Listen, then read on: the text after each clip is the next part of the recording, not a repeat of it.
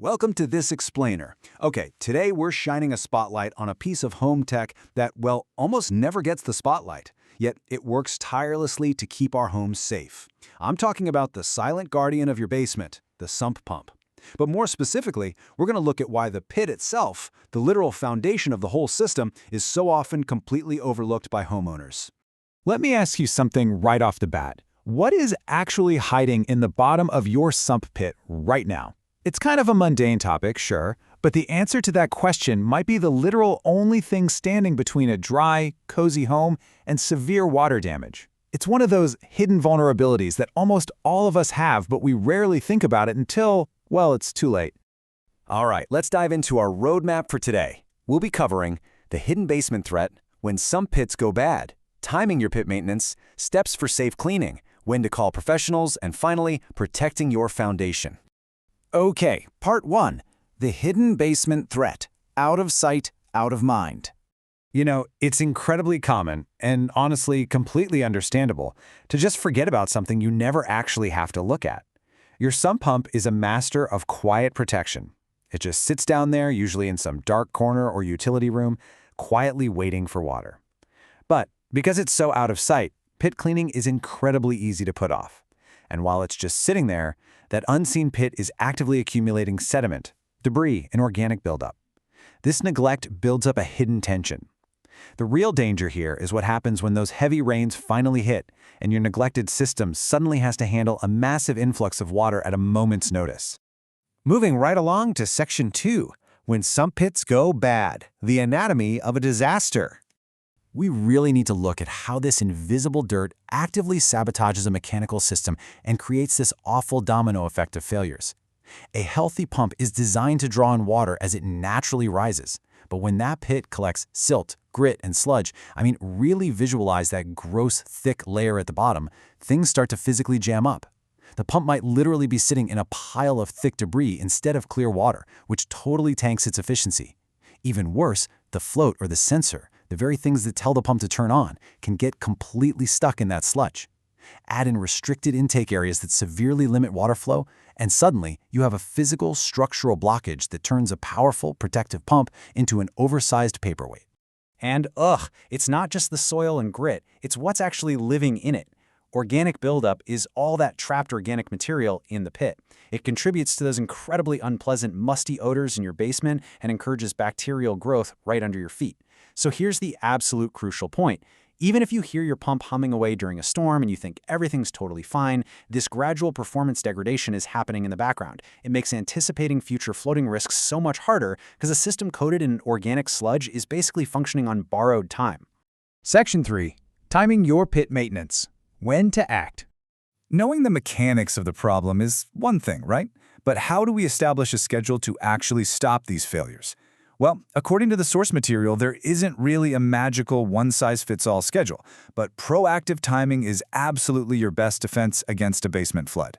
A lot of homeowners benefit from checking the pit multiple times a year, but the absolute most critical moment is pre-storm season. You have to get in there and inspect it before the heavy rains start.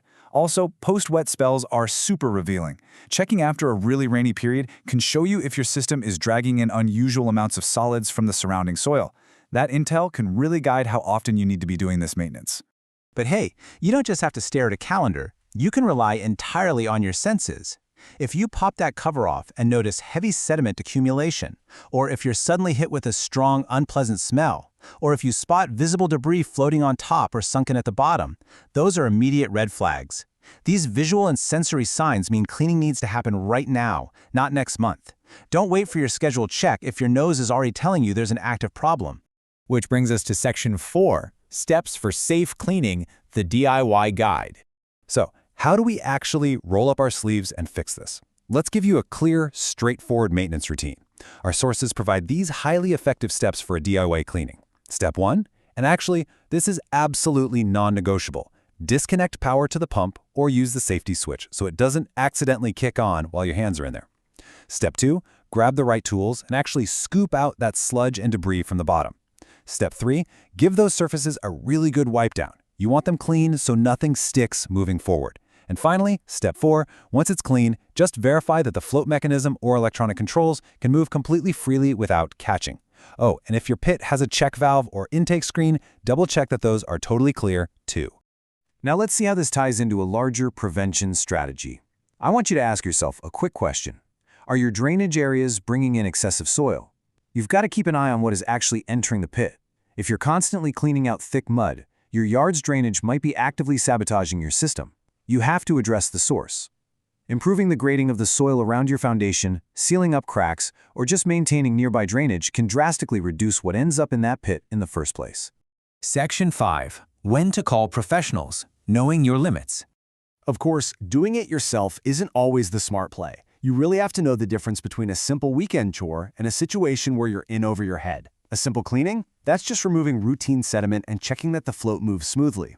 Totally in your DIY zone. But if the pit is packed with significant sludge that's incredibly difficult to remove, or if you look at the system and you have no idea how it's wired, stop right there. Also, if you plug it back in and notice repeated cycling, like it's frantically turning on and off, or it's just not discharging all the water, call a pro. A licensed technician can safely inspect it, check the valves, and give you long-term fixes if you're dealing with a recurring solids problem.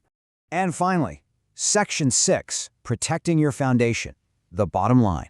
Let's kind of zoom out from all the grit and grime of the pit itself and look at the ultimate goal here, the long-term safety of your entire home. I absolutely love this quote from the source text. Sump pump pit cleaning isn't glamorous, but it's foundational. Hit the nail on the head, right?